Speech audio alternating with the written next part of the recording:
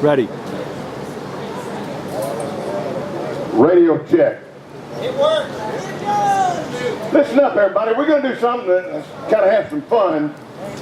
Paula Thaxton sends emails to us all the time about how she can't come because of situations, but she loves to watch the video. So we're doing a video for her right now, and I'm going to ask some questions and you answer them, and then we're going to wave to her and tell her how sweet she is, and so she'll be a part of our deal here. We're a high-tech culture, so everybody turn face me so John can get you on camera, because she'll want to see who's here, and I'll have to differentiate for her who you are. We're going to recognize those who are in the class and those who are hangers-on of the class. Can we do what now? Well, we're going to do this. We'll send Andy too.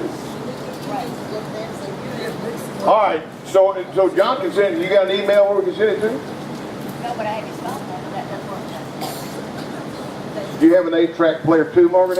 Oh, okay. All right. I have DirecTV.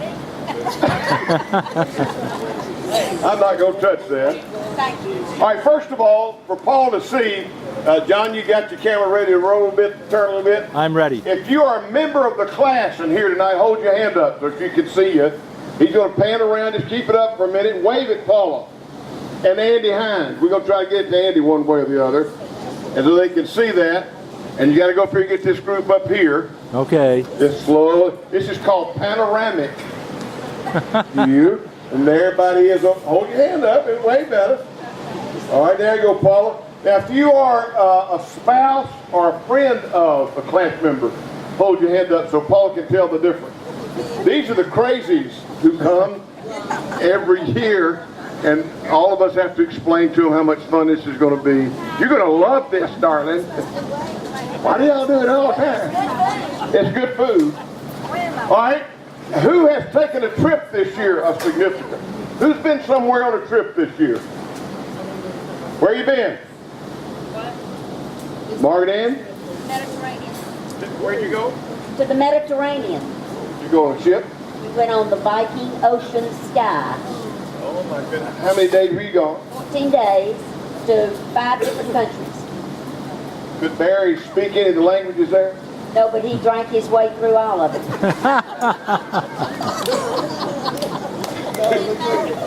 It's hard to touch that in there. Anybody else taking a trip this year? It's just a neat place that you went or something you did? Where? It ain't a trip coming to this class reunion, eh? This is your trip? Yay! Yay! This is the best trip you can take. All right. How many of you in our class have been hanging out on Saturday night in honky tonks pretty regularly? Hold your hand up, Preston. Yeah! Of all the people in our class that you'd expect to be going to honky tonks and dancing, Preston Self. What's your favorite dance to do, Preston? Close. Close, he said. I ain't touching that one either. All right, who's had a grandchild this year? Anybody have a grandchild this year? Anybody? How about great-grandchildren? Anybody have great-grandchildren this year? In the oven. In the oven. Do anytime. That's a great-grandchild. Here? How many grandchildren do you have? That'll be my second great-grandchild. Second great-grandchild. Paula, we'd like to show you who has Rita. You have a third great-grandmother. That's Rita said she had said 3. And that one was born since the last 3 years. And you have just relocated. You have moved to Hattiesburg. Hattiesburg, Mississippi. Huh. Thought I'd put that in. How many of you, let's see how many grandchildren we actually have represented here. If you have at least one grandchild, hold your hand up. If you have at least 2, leave it up. 3, 4, 5. Anybody got more than 5? Yeah, 6, Wow. 9 and 2 grades. 9 and 2 grades. 6.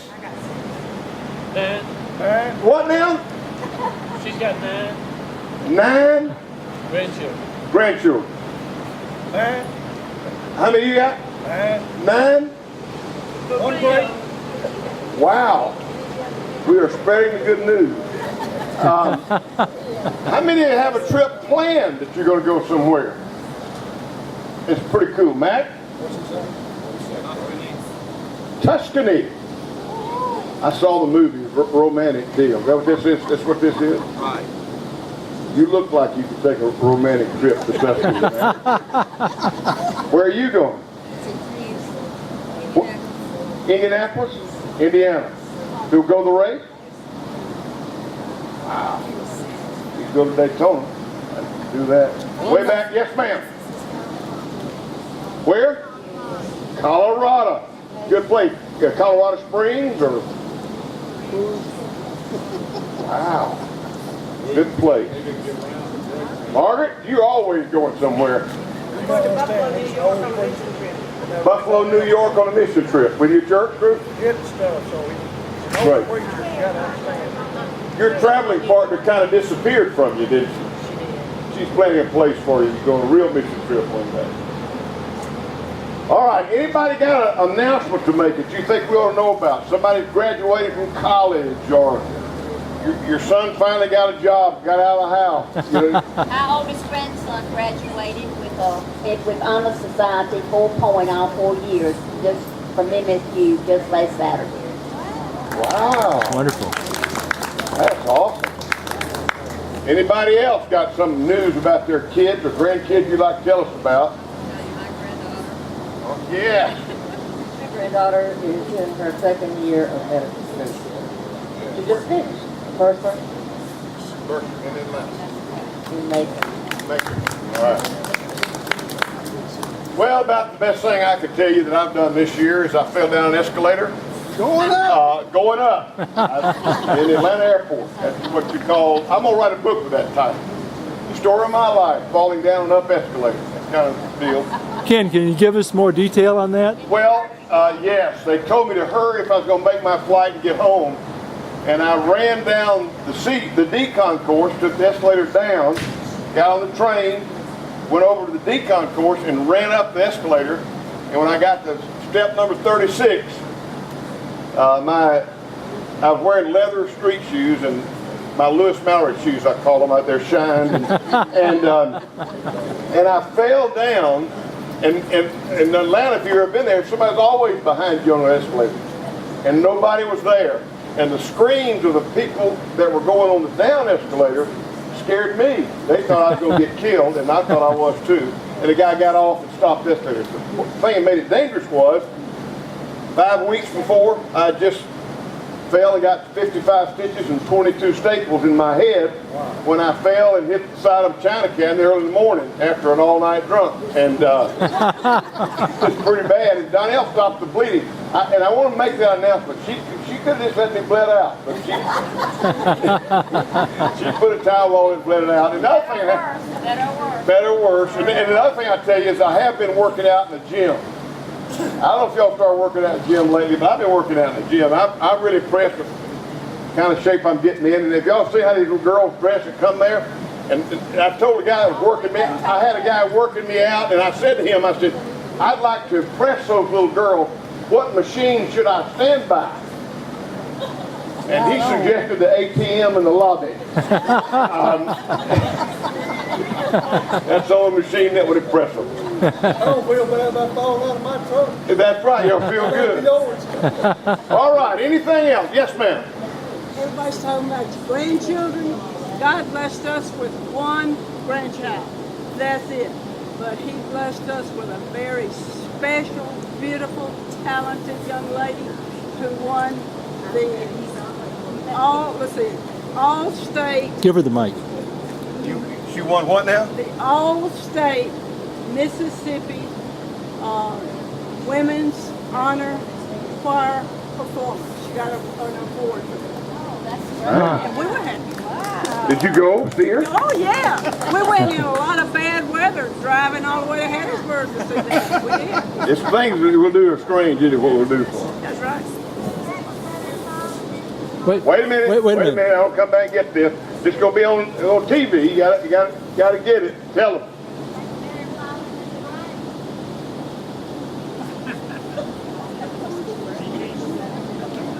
I felt like I was gonna fall. That's another thing. All right. Anything else? Anybody like to send a special greeting to Paula? We, Can't hear what Francis yeah, said. can we hear what Francis said? We can't take She the mic. suggested that my fall was better than falling in the grave. Oh, I'm not gonna put her on camera. too late. You're saying that. That's what she said. you. That'll cost me right there, buddy. That'll cost me right there. All right, anybody like to send a greeting to Andy or Paula? You'd like to say something to them, we'll put you on camera and do that. Anybody want to send a special greeting? Carol, you want to say something to Andy? Yes, I do. Wait a minute. Wait. Won't take my calls. Now, come on. Tell him again. He won't take my calls anymore. Obviously ostracized in some way, I have no idea. Carol, I had his phone number. He called me in April. I'll share it with you. Well, please do. She probably already did it, you didn't hear it.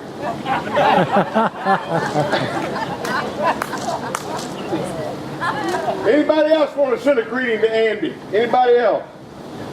We need you to come to the reunion. You Wait a said minute. that Tim loved it here, and we want you to come again. Say it again. We want you to come again. You said that Kim loved it here, and we want you to come again. Soon. Yeah. Soon, next year. The 18th and 19th and 20th of the class reunion. All right, let me announce that tomorrow night we will do a memorial service for our classmates who are gone. We've got one special little deal we're going to do with that, as well as recognize our classmates who are gone. And I guess you all understand that we're headed that way. And Brent called me and told me he's going through a midlife crisis. I said, Hoss, this ain't midlife. This is final exam time. We're cramming for it. But we're so glad that you came this year. We're not running you off. We just want to get this done so we can get this to Paula and try to get Andy as well. If you get a number, we may can send it as an attachment to that. He may have an iPhone. I don't know. God bless you all. Have a good time talking to each other.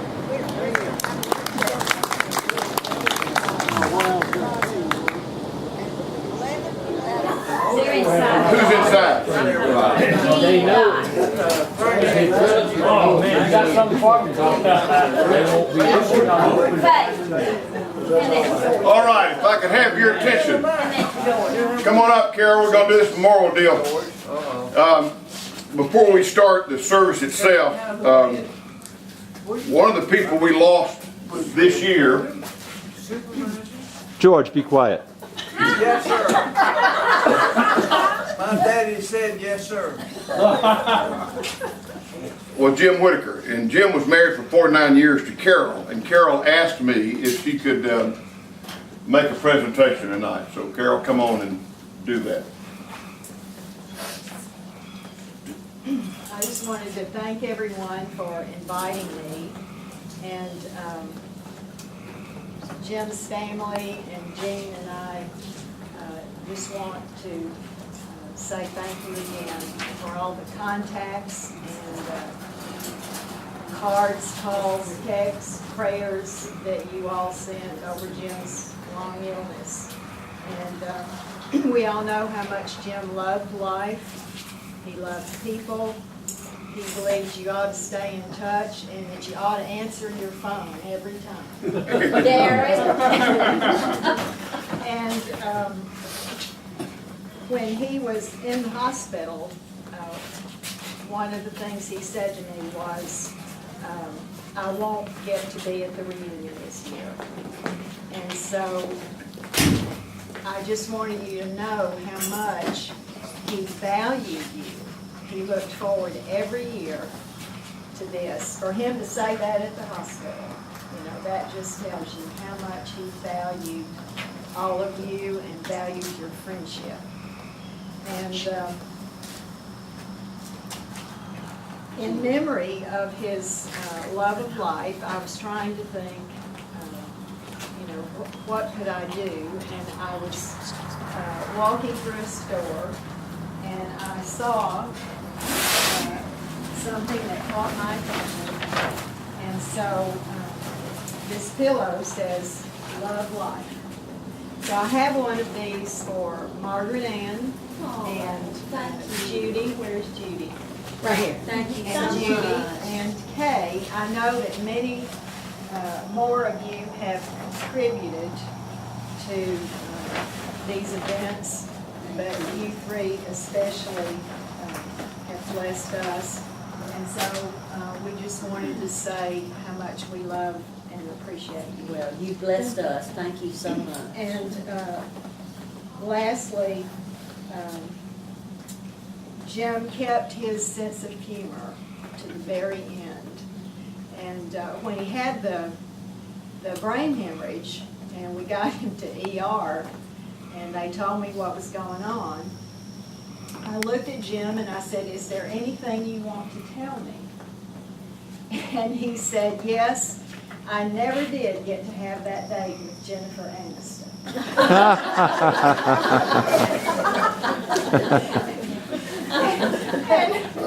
And I began to laugh, and he said, "I just thought I would light you up." So he was thinking of me all the time before himself and other people. And one of the verses that has encouraged me through all of this is Deuteronomy 30:19, where God says, "I have set before you life, now choose life." So Jim chose to have eternal life through his Lord Jesus Christ, and he chose to exemplify such a spirit of faith for the life he had here. So I believe we need to follow his example in both cases and do the same. So I realized last night when I was here, being here has made me feel close to Jim, because you all were part of his life. So thank you for blessing me, and I appreciate it very much. God bless you, Jim. That's wonderful. That's a pretty good way to lead into what we're going to do. I'm going to share names with you of people that we've lost. And what I've asked you to do, as you come to hear a name, just think of a memory involving that person. When Judy sent me this, I did that, and it's interesting that every single person on the list, I can think of things. Some things as funny as Jim and I worked at A&M Dairy, and he and I would, on Tuesday nights, we had to mop floors, and Jim and I never mopped floors in our lives, and we would, after we closed the door, we would experiment making milkshakes. We made peanut butter milkshakes and pineapple milkshakes and all that kind of stuff. It used to drive them crazy. I'll always have that memory. I said at his funeral, I'll always have that memory of him saying, "Here's what we got to try next." And so I do that. And I thought of James Perkins. James worked at Kroger when I worked at Kroger's, and everybody's got a memory about it. Well, people, I'm gonna call their name. We'll be quiet. You just think about them, and we'll go there. The first one that died shortly after graduation with us was a girl, as far as I can remember, was sickly. I never knew Carol Johnson that she didn't look feeble. She was pretty smart, and she was pretty shy. And her dad was a professor at MSU, and she had one brother. And she died just right after we graduated, shortly after that. Dennis Everett McCoy was born 9/2/43 and died 8/25/96. He was one of the earliest fathers and grandfathers in our class. He had 4 daughters and many grandchildren. He was raised in Starkville, but after divorce, He moved to Tupelo, and that's where he was living when he died. The one that touched a lot of you people who lived in Starkville was James Vaughn. James died September 11th, 1998. He was the father of 2 sons who live in Georgia. James was a high school teacher and a coach in Georgia and Louisiana and Mississippi. Carol Benthine Kerr died January the 3rd, 1999 in Ocean Springs. She was 55. She and her husband Ray were parents of a daughter and 2 sons. I don't remember when she moved here. Did she have a brother? She had a brother named Jimmy. That's what I thought. Carol Fulgham Arnold. What a character. May 19, 2002, who's 58 years old when she died. She was administrator for the Department of Corrections and had lived in Newport for many years. She and Morris Arnold had 2 sons. James died in 2002. Lived over up from the elementary school. Y'all remember that? Linda K. Yates Jeffries died in 2003. Probably one of the most unusual class members we ever had. Died in 2003 as well. John Bowker. He died of complications from Hodgkin's disease and played football at Starkville High School and ran track. He graduated Mississippi State with a degree in physical education, and I think John, most of his life struggled with mental illness toward the end, and it was a real struggle for him. Linda Wellington McReynolds Neff died at 59, March the 2nd, 2003. She was survived by her husband and a stepdaughter. Linda lived in Starkville most all of her life. I guess one of the girls that I'll always remember, and it's interesting, her cousin was a member of my church 40 years ago. We remained friends ever since then. I kept up with Bessie Joy through him. Bessie Joy Stevenson Langston died in Jackson, July 2004. She was 60. She had retired from USDA, having served in Monticello, Mississippi, the Rural Development Office. Her husband, Carlos Langston, was in the Army for 27 years, and she was an Army wife, and quite proud of that. She has a daughter and 2 sons and 2 grandsons. Has a daughter and a son and 2 grandsons. Another very bright guy in our class that we kind of lost connection with was Bill Terrell. Bill died April the 1st, 2004 in Tupelo. He was 60. He served in the Navy, both active and reserve service. He worked at Hershey and Southwire in Starkville. Bill died of leukemia and was a real sharp guy intellectually. Nan Rather died in 12/29/206. Does anybody, what did Nan do after graduation? Where did she go after did she go to state? She went to state, and then when she got married, they moved to Warner Robins, Georgia. And her son, she had a son that had leukemia, and she flew back and forth to St. Jude, took him to St. Jude, and he finally passed away. And then several years later, she and her husband divorced, and then she remarried, and she was living in, is it Euless or something, Texas? And that's where she was when she passed away. She was Charlie Newell's girlfriend in the 9th grade. Was she? I don't think that's what killed her. No, I didn't. It could have, I don't know. It did have an effect on her. I don't think that would have an effect on her. If that were true, Donnell ought to be dead. Roger Jones. Now there's an interesting relationship to our class. Roger was here, died in 2007 in Houston, Texas. He worked for a chemical company. He is survived by his daughter Sandra, his son Stephen of Houston, his brother William Carey Jones of Houston, and 2 grandchildren. I'll always remember him because Roger's grandmother lived on a corner in Octavia Garden up the hill. We used to play all our football games in her backyard. Maul Green is what we called her. And And Billy Green was his uncle, who was here for a long time. Probably the guy that makes us have to do these things every year is the next guy. George Chesser died at 66. George was a 1961 graduate of Starkville High School, where he was a 4-year letterman for the Yellow Jackets. Was the most valuable player his senior year, and after attending Ole Miss and Delta State, he played running back and punter for the Dolphins.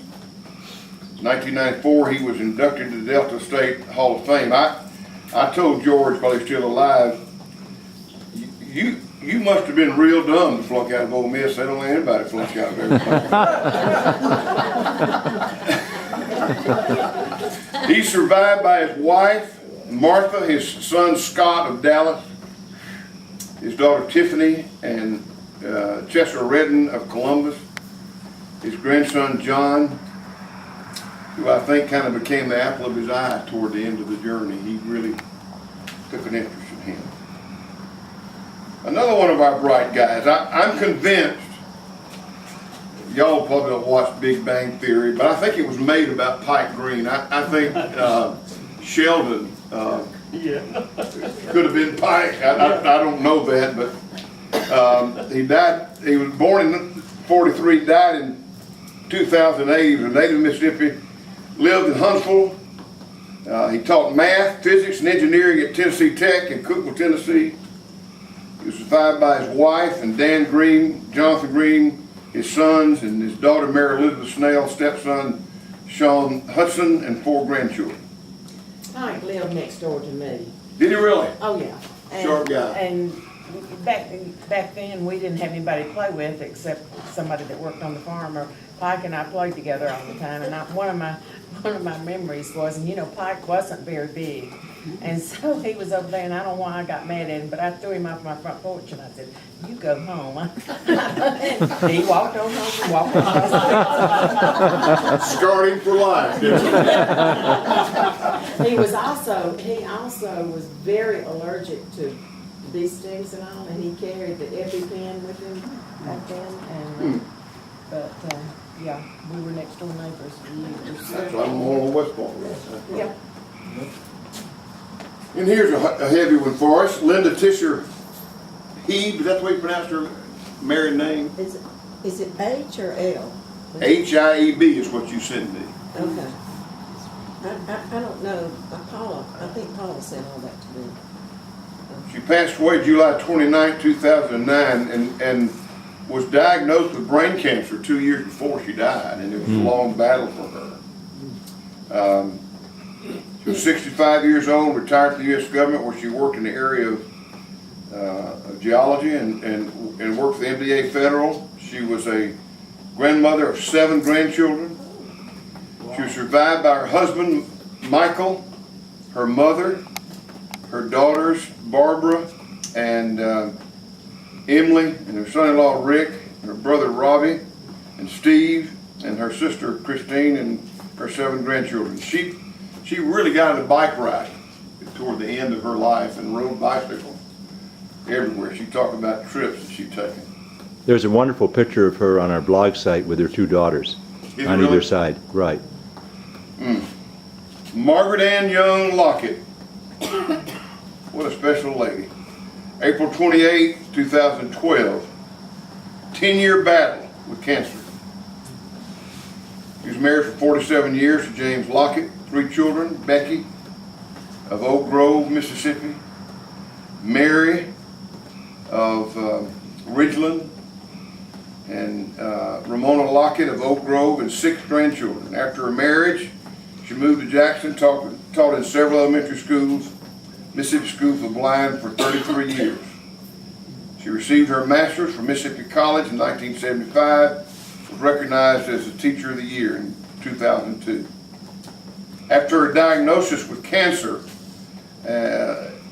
she and her husband visited much of Canada and all the states of the U.S. They finished that in 2008, and she died in 2012. One of my real buddies in the class was Truman Green. 69 years old, Conyers, died April 8, 2013. He was survived by his wife, Lonnie, her daughters and son-in-law, Karen and Dwayne Malcolm, Sherry Green, grandchildren, Kevin Malcolm, Ashley Malcolm, and sisters-in-law Bevel and Charlotte Green of Heidelberg, Alice and Bonnie Green of Tupelo, his sister Audrey Scales of Starkville, many nieces and nephews and great nieces and nephews. He was a member of Rockdale Baptist Church, a graduate of Mississippi State, and a long-time standing RSYA soccer coach and church softball coach. I still think one of the greatest stories I can ever tell about Truman. When I first started traveling and preaching, I was invited to preach by a pastor in Conyers at Rockdale Baptist Church, and I didn't know the guy, and I flew in, and the guy picked me up at the airport, and I asked him about his church and what it's like. He said, "I have the greatest thing in the world in my church." He said, "I've got a guy that when he was in high school, he was friends with a preacher, and he made his promise that he'd always take care of every preacher he was ever with." And he said, "You probably wouldn't know the town he's from." He said, "I'm trying to remember the name of it." I said, "What was that guy's name?" And he said, "Truman Green." And I said, "You gotta be kidding me." And he said, "That's the best friend I've ever had." And he always talked about his high school class and all the people that he knew there. And he was friends with a preacher in high school, and he made a promise that when he ever got to a church, he would take care of the preacher there. And he told me the gifts he'd given him. I said, he never gave me a single gift in his life. But I thought that's a pretty high compliment for somebody to say that he was a friend of his pastor. I just appreciate that. Prentice McReynolds, May 31st, 2013, after a 2-year battle with cancer. Prentice was born in Starkville, graduated from MSU with an accounting degree. He worked at IBM in many places. Ended up in Knoxville. He actually had built a home in Lenore City, which is outside of Knoxville South, going toward Chattanooga, and served as a deacon, elder, and volunteer chaplain at Transport for Christ, a ministry for truckers. He was married 46 years to Nell O'Kelly, father to 3 children, Mark and Karen, Ryan and Mary McReynolds, and Ashley and Bradley, and 10 grandchildren. He had one of the neatest spirits in the world, and was a strong Christian character. Now, John, what kin is he to you? First cousin. First cousin. What a sharp guy. He was really a neat guy. In Lenore City, really loved him. I preached in that area a lot. Virginia Anderson Brogdon of Mechanicsville, Virginia, went to be the Lord on March the 17th, 2016. She was preceded in death by her father, Arliss, David, and James Anderson, survived by her husband and her son Charles and her brother Larry of Tupelo. And Larry posts a lot of neat pictures. He teaches in Tupelo. Maybe you see him on Facebook. Interesting lady, to say the least. The last two really, probably because they're recent, really shocked us and affect us more than the rest of them because it's the most recent. Lucy Collier Barwick died on September the 13th, 2016 in Vicksburg. She was a teacher and media specialist for 38 years. She was the mother of Stephen Smith and Mallory Smith, who passed away. She was a widow of Ray Barwick. She was a stepmother and grandmother to raise 3 children and 8 grandchildren. She traveled extensively to Hawaii and the West Indies, Panama Canal, and Australia, and many U.S. states.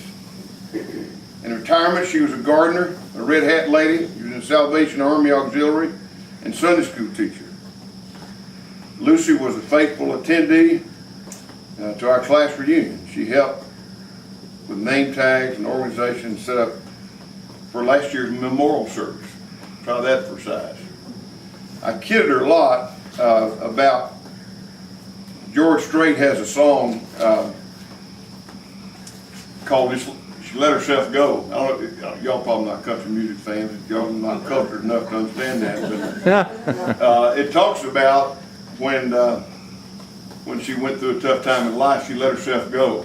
And she let herself go to New York, and let herself go to Paris. And I told Lucy she just let herself go. And she started going to all these places after that. Well, what a special lady she was to all of us, and I I think she had one of the greatest smiles in the world. She had to be a great librarian compared to Miss Taylor. All right. Ken, we have her on video from last year. That's Do on the you blog really? site. Absolutely. You asked if there were any trips planned, It's on and the Lucy, website. absolutely. And the last name on the list. Jim died on February the 27th, 2017, Atlanta, Georgia. He was married for 49 years to Carol. He leaves behind his twin, Gene, and 2 brothers. Jim was a Navy veteran, retired pursuing director. He retired on disability in 2003 due to cancer. He was a 17-year survivor of cancer. He worked in the church. And the more I got to know about him, he worked in the nursery in the church. He loved children and had none of his own, but he adopted a bunch of them in the church. And there were girls that came to his funeral who just loved him because he was their Sunday school teacher, just a neat guy. I would suppose that he contacted more people about coming to this class reunion than anybody else, and would hunt people down better than anybody else in the world. The list he created for us is still active, and we're trying to update the address because he's the one that created all those addresses all those years. His computer skills allowed him to help many people. He had a great sense of humor and often called class members to catch up. I don't know of anybody that loved our class reunions more than Jimmy Whitaker did. And that's him calling us now to tell us that he can't be here. But like Carol said, I will never forget when he started the end day battle, and I called him and I said, Jim, they tell me that you may not make it out of this. And the first thing he said to me is, I promised I'd be at the reunion this year, but I'm not going to make it. And I said, I'll guarantee you, buddy, we'll remember that you wanted to be here. And as always, I just tell everybody that every time I do memorial service, I just remind you what a memorial service ought to be. It's not for those who are gone, it's for those of us who are here, to remember precious memories that you have with these people, but also to value every day of your life. I mean, if you'd have really known that Lucy last year was her last year, you probably might have said one other thing before you left. So just I wouldn't have let her wash down this scorecard. I wouldn't have let her do what she did. Yeah, she did a lot of stuff. So look around at people that you really think of and thank them for stuff they've done for you, because you just never know. And that's what makes us a special class. People can ignore the reality of the situation. We just were the best class that graduated from Starkville High School, and Amen. we happen to be the group that did more for that school than any other class that's ever graduated from there. And we certainly have all the classes met the last 9 years in a row, right? I know that's for sure. And I was telling somebody last night, and my son said, "Now, Dad, tell me one more time why you do this every year." Because it may be the last time. That's right. I said, and besides, it's the only place we can all afford to go now. Coach Craig never would have made it except he had us for the first year. That's right. We made his career for him. And even gave him a wife out of it. I don't know what else we can do for the guy.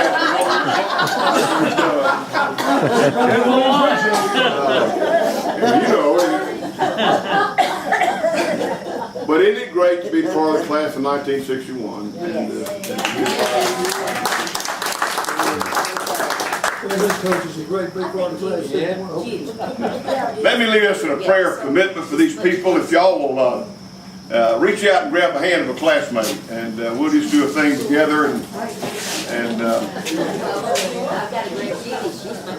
I can't reach across that table; it's too far away.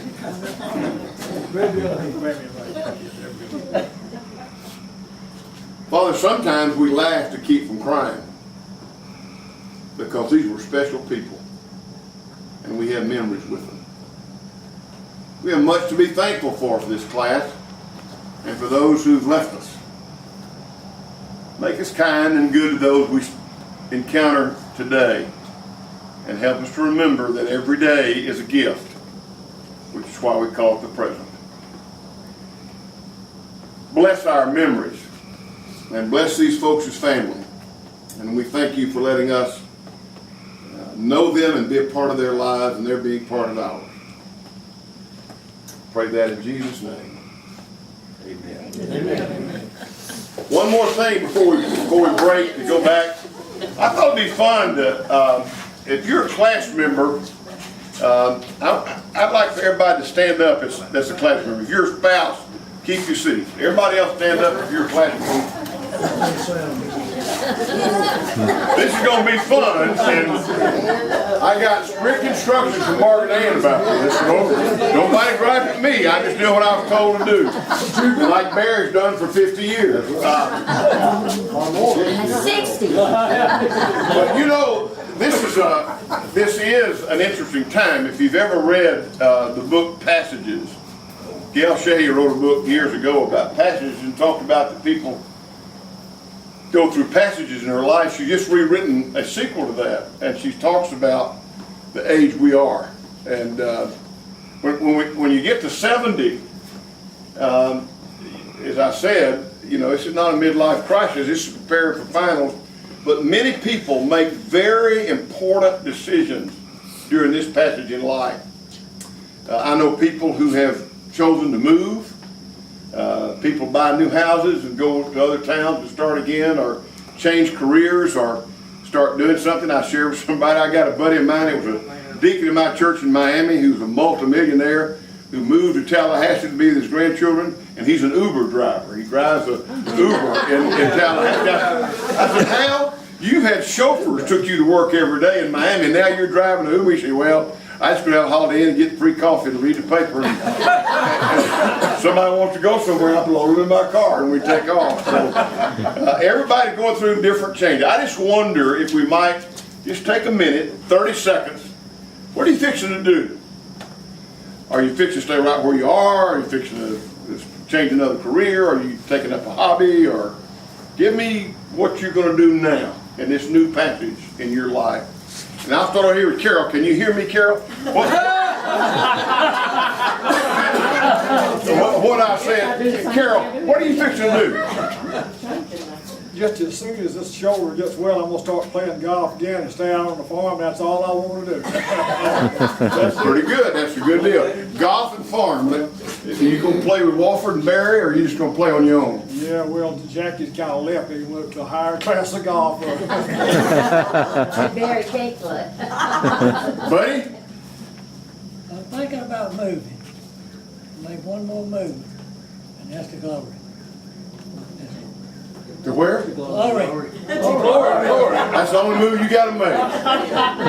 Well, I hope you're prepared. That's a good place to move. Barry? Well, can I tell you what? That's a deep subject. No, I debated this all day long about saying this. But since Buddy said what he said, I think it led me into this right here. Last night, Kenneth, you made a statement, and I know you're a good pastor, and I know you mean well. Oh, God. But Well, I've heard that line before. No, I really have thought about this all day long, really true. You know, I don't like to end anything on a negative.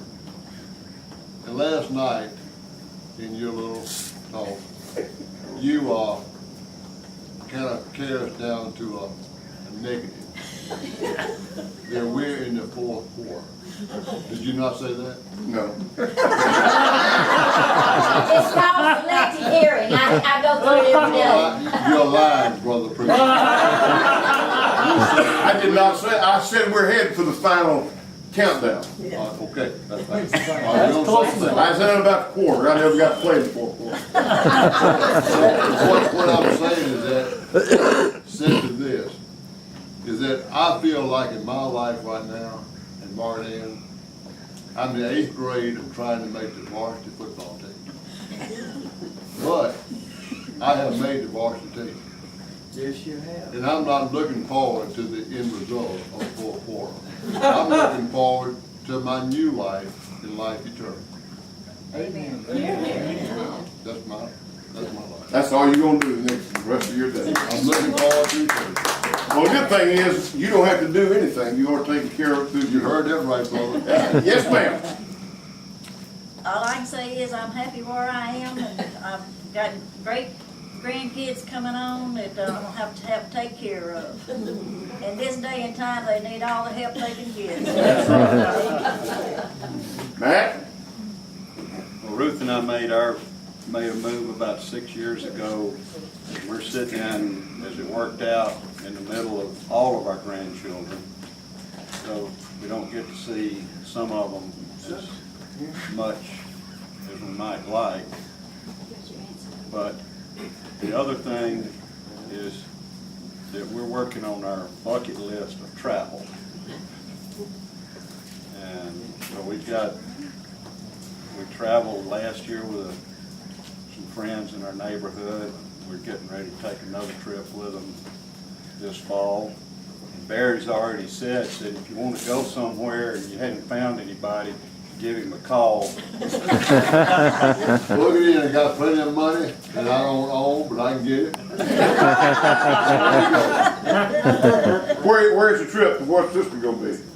A land tour in Tuscany. That's right, you told us about that movie. That's a good movie. One of those chick flicks you gotta go see. Yeah. All right, Charles, what's 74 years, what are you fixing to do? Well, I'm not going to do anything different. I'm on the family farm. I'm enjoying life out there with the person I want to be with. And we enjoy our children and grandchildren when they're there. And I like to play the tennis courts as much as I can, fool with the horses, and just be outside on the pond bank and in the woods. Amen. And I just intend to keep on doing that as long as I can. And with as many friends as I can. Ted? I guess what we'll do is go fishing and camping, raising grandkids, playing football and so forth with them. We've got 2 daughters. One daughter's got 4 boys. The other daughter's got 5 girls. So I can't switch them around, you know. So we have a good time with our grandkids. And that's about it. They live close to you? Yeah, some of them do. Yeah. All right, Miss Faye. Breathe. Y'all laugh, it's pretty important for her. And reconnect with family. Great, This is my family. good. George? Live one day at a time and enjoy life. And you are back in Florida, Back in Florida. just below Jacksonville. If you're going to Disney, just go across 10 and you stay at his house on the way down there. He's got a boat I'm too. ready. All right. Well, I have been thinking about this for a while. Everybody's trying to talk me into quitting work. I've not decided to quit next year, but you know, I decided whatever I do in life, I want to live long enough to see my grandchildren grow up and get married and have grandchildren, have great-grandchildren. Yeah. I really would love to see that. But right now, it doesn't look very hopeful, but somehow. I told them not long ago, they said something about me because I wasn't doing well. I said, look, I'm going to get better. I'm going to live another 20, 25 years, so get used to it. All right, Dot. I don't know. I stay active in my church with my husband. We like to travel. I don't know. I've been thinking that I want to paint pictures of children at St. Jude for them and give it to them, to the parents. She is extremely talented. If you've not seen her stuff, you ought to see it. She's a very gifted lady. And her granddaughter is going to work there, so that's going to be My end. Yeah. hopefully. All right, Kay Burrell. Okay. Oh, I'm sorry. You know, I am perfectly happy where I am. The Lord has blessed us tremendously, and I just want to keep pressing on for Him until He calls me home. Great. K-Mac. I would ditto that. We are real lucky to have both of our children and 6 grandchildren close by. Johnny finally sold the cows, the milk cows, last May, after what I had harassed you for 10 years. You don't have to. have a few heifers left, so maybe this time next year he'll be footloose and fancy free. But we're just enjoying the grandchildren, and we don't have any big plans other than trying to go to all their activities. And I do still do the books for both of the boys, so that's pretty much a full-time job, and making all the doctor's appointments we have to make. So. There's that. Between the grocery store and doctor's appointments, we stay busy, don't we all? Jean? Well, not much. I just spend time with my kids and grandkids and take it one day at a time. Your family doing well in light of all they've been through the last couple of years? Couple of years, yeah. We're getting there. You've had a wild ride, girl, with your brother and granddaughter. It's been tough. Yeah, it has been. You don't get over it, you get through it. Push through it. Margaret? Well, I don't plan on moving because I would hate to think that I had to pack up everything in my house. I'm gonna leave that to my kids and they can have a yard sale or throw it in the garbage or whatever they want to do. But I would hate to know I had to pack it up, so I'm definitely not gonna move. I'll just continue to do my work for the Lord.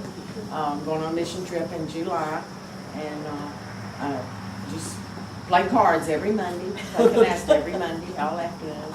And just keep on doing what I'm doing till the Lord calls me home. Where are you going, Mom? Where? Mission trip. Buffalo, New York. This will be the 6th year up there. It is a mission field.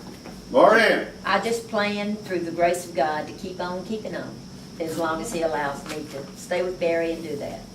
And I keep wanting to have you too, so. We appreciate it. Judy? Well, next week I have 4 grandchildren coming, so the immediate future. We have one that we've just had a year, so we're looking forward to having her there too. As long as Mississippi State will let me go out and teach in the physics department, I'll probably still be doing that. But we do want to take a trip or two when we can get away from here. So. Great. I would love to get all your grandkids together and take a picture. Y'all must have the neatest bunch of grandchildren in the world. Y'all get them from all over the world. Yeah, we have 2 Chinese grandsons and we have 1 Polish granddaughter. So our 2 Chinese grandsons were both special needs boys, and so we were in the hospital down in Jackson, and we got on the elevator, and that was before Victoria. So, and this lady on there said, "Whose kids are these?"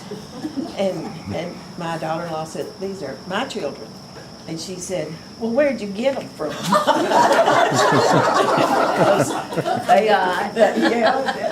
That's the way we feel, that God sent them to us, every one of them. So they're growing up together, and this little girl has 3 big brothers, and so she's tough, but she likes her fancy clothes too. So it's different from having 3 boys, I'm telling you that. They're expensive too. All right, Mr. Edwards. Well, I tell you, I've thought long and hard about this. Had to do a lot of research on this and all, and it took a lot of my time. I think I'm gonna take up hunting and fishing. Late life is just something you always wanted to. Hard decision. I think I can live with that. Between that and gardening, you had to make a choice. I just heard it was a lot of fun, so I'm gonna give it a try. Yeah. Really, truthfully, how many people have you had thrown in jail because of the way you hunt and fish? And I pulled my shears off. That is great. Yeah. He's already got his headstone out here at the cemetery. It says, "Going hunting and fishing." I carried my son by there one day just to show it to him, and then about 2 weeks later I carried my daughter by, and not only was a headstone, but it had flowers on it.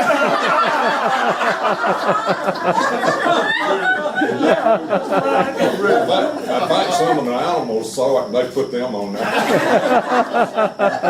And? Well, after teaching and being principal and owning my own business, I have finally come to the stage of life where I don't even have to think anymore. I've got somebody to do that for me. I don't believe that, do you? That is great. So you're gonna spend your time trying to keep up all he tells you you're supposed to do. Right. Well, you've been very special in your career. John, put the camera on you and tell them what you're gonna do. You know, that's very hard to do, Ken. But, no. Here, Let me do it for you. It's running, so I'll hold it. don't touch any buttons. I'm not touching any buttons. I'm at a spot in my life where I'm really enjoying all of my life. And I've been in sales for 38 years, which is a very goal-oriented endeavor. And I've been extremely goal-oriented. So I guess my challenge is to not have any goals, just enjoy life. I'm trying to fully retire, which probably won't work. But that's about it. I want this year to be like last year and the year before, and nothing to change. And for the first time in my life, I don't have a sheet of paper with this goal, that goal, that goal, that goal, and that's where I'm at. John, when did you move to Starkville? In 1955. And you would have been what grade at In the school? 7th grade, and I had a teacher who I literally could not understand. She didn't speak English, she spoke Southern. And her name was Mrs. Hollingsworth. Yeah. And for the first month, I literally could not understand her. And, but I'll say this, you know, I was a damn Yankee. This is 1955. All of you that I went to school with couldn't have been more gracious and welcoming. And everyone here, you know, I felt very much at home when I first got here. I remember one of the first weeks I was in class, this is 7th grade, I sat at the back of the schoolroom there, and Lewis Mallory, who sat in the front row, got up and walked back and welcomed me to Starkville. But You're trying to get your account, but that's okay. No, I really mean it. He was a I was very welcomed by everyone, and that meant a lot to me because obviously, you know, I was from up north and so forth. And Teddy and I went to see the guy that owns the antique store, and he took us on a tour of the Borden. Jimmy What's Cole. his name? Jimmy Cole. Yes, Jimmy Cole. Yes, Jimmy Cole. Okay, and that day, I adopted Starkville as my hometown. This is my hometown. So forget the fact that I'm from somewhere else. This is it. Let me ask you this. When did you play the accordion first publicly here? Anybody remember when John played the accordion in talent shows? Yeah, it was in a talent show. Yeah, I remember And that. I played this song that my music teacher had taught me, Lady of Spain. And good accordion players do what's called a bellow shake. Well, I was so nervous playing it, I did the best bellow shake that's ever been done in the history of accordion players. But my accordion lessons started when I was 8 years old, and I wanted to play the guitar. But I lived in this little neighborhood, and a kid down the street, Butchie Owens, he started playing the accordion. So my folks says, I have to play the accordion. So we get the accordion, and I had this German accordion teacher, Leo Volk, who was extremely strict. And Leo would give me lessons once a week, and I could always play by ear. So I could hear the song and play it. But Leo was a absolute tyrant on following the actual music. And so every week, I would try my best to follow that music off the sheet. And Leo would stand over me and yell at me. But I never watched Lawrence Welk that I don't think about you. well, I'll tell you. I won in the two women. I'll tell you, that Myron Florin was the guy on the Lawrence Welk show that played accordion. And every time my parents had company at the house, this is from 8 years old on, at some point during the visit of the company, my dad would call me to come out and play the accordion. And so I just grew up with that. And when did you stop playing? Right after that talent show, I think. What size high school did you come from? Large, wasn't it, to ours? No, we lived north of Buffalo in a little speck of a village. I mean, and I went to a school that was, very small. Oh, very definitely, very definitely.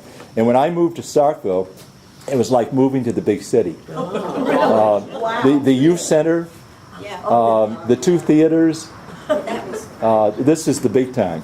And I just loved it from the moment I got here, because the Crossroads, the Southern Air. Did you drop in? Oh yeah, that was my favorite. I think it's time to stop the camera.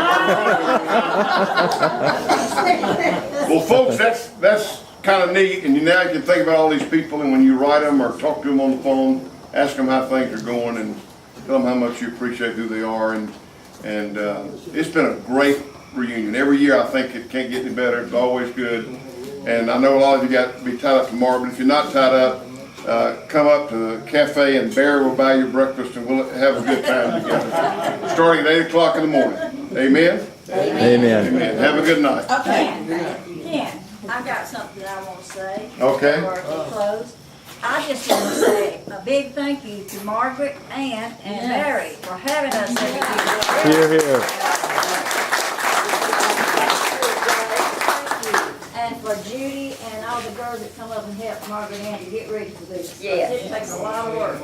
Well, you're welcome. We enjoyed it, we wouldn't do it.